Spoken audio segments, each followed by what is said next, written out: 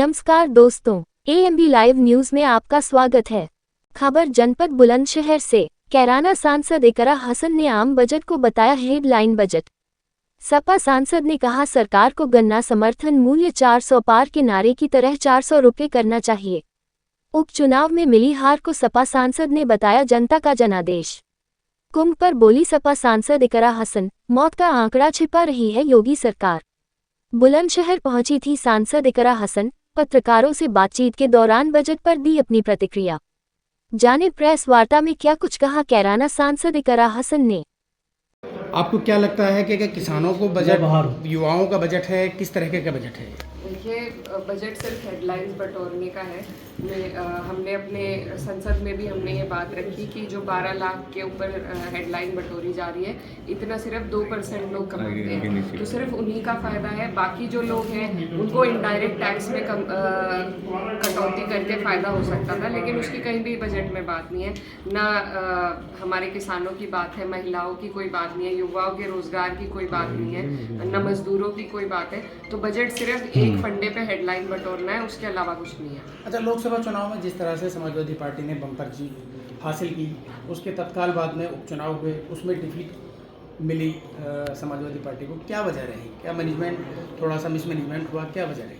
देखिए, लोकतंत्र है वैसे तो, लेकिन जो उपचुनाव हुए हैं उसमें तंत्र से चुनाव जीते गए हैं, उसमें जनता का कोई वो नहीं रहा है। कई ऐसी सीटें हैं हमारी जहां पर भाजपा नहीं जीत सकती थी, किसी भी वजह से कभी भी नहीं जीत सकती, लेकिन वहां पर भी वो चुनाव जीते हैं। तो जिस तरीके से लोकतंत्र की धज्जियाँ उड़ाई जा रही है वो सबके सामने है। इलेक्शन कमीशन जिस तरीके से अनदेखी कर रहा है वो भी सबके सामने है। तो ये जो बाई इलेक्शन है ये सरकार के होते हैं और उन्हीं के दबाव में प्रशासन ने, सभी लोगों ने मिलकर उनके झोली में ये 9 सीट डाल दी हैं, जो कभी से कभी भी उन्हें नहीं मिल सकती।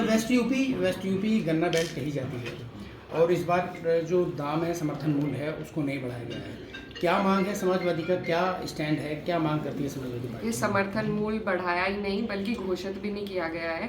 हमारी मांग ये है कि पिछली बार से ज़्यादा बढ़ाकर की जाए। कई चुनाव में कई जगहों पर ये भी वादे किए गए कि 400 पार सीटें होंगी तो 400 पार ही गन्ने का दाम होगा। तो हमारी मांग है कि कम से कम 400 पार तो करें। हालांकि अब जो महंगाई बढ़ती जा रही है और किसान जिस तरीके से परेशान है, तो गन्ने का मूल्य तो और भी देना चाहिए, क्योंकि जो किसान है वो हमारे देश की रीढ़ की हड्डी है। तो लेकिन पिछली बार से तो बढ़ना ही चाहिए। मैडम, कुंभ मेले में जिस तरीके से गवर्नमेंट ने 50 करोड़ का अपना ये डेटा उनके पास है कि 50 करोड़ वहाँ पहुँचे हैं स्नानार्थी, लेकिन ट्रेजेडीज़ जो हुई हैं, जो कैजुअलिटीज़ हुई हैं, उसको लेके कोई स्पष्ट बात नहीं हुई है। और हाउस में, सदन में इस बात को लेके कोई चर्चा का कुछ प्लान है? क्या है, कैसे रहेगा? जी, हुई है इस पर चर्चा।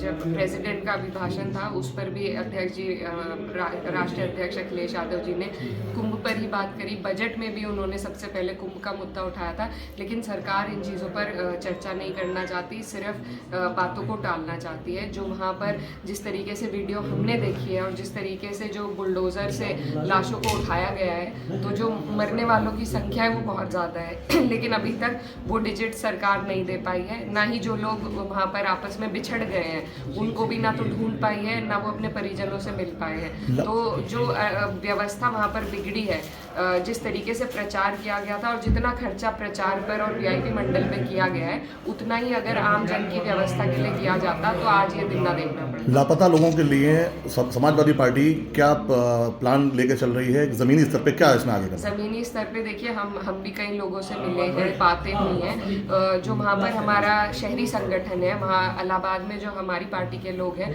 वो लगातार अपने ही संसाधन से लोगों को ला रहे हैं, ले जा रहे हैं और उनकी मदद कर रहे हैं। कई लोगों को चोट लगी है, कई लोग बीमार पड़े हैं, कई बुजुर्ग लोग ठंडे पानी में डुबकी लगाने से भी उनकी तबीयत खराब हुई है। तो उन सब लोगों को मदद देने का काम समाजवादी पार्टी का संगठन धरातल पर कर रहा है। आज के कार्यक्रम का, आज का जो विजिट है, इसका पर्पस क्या है? आज देखिए, बुलंदशहर के लोगों ने, यहाँ हमारी जो पार्टी का संगठन है, उन्होंने बहुत प्यार से मुझे बुलाया और काफ़ी वक्त से हमारा विचार बन रहा था आने का।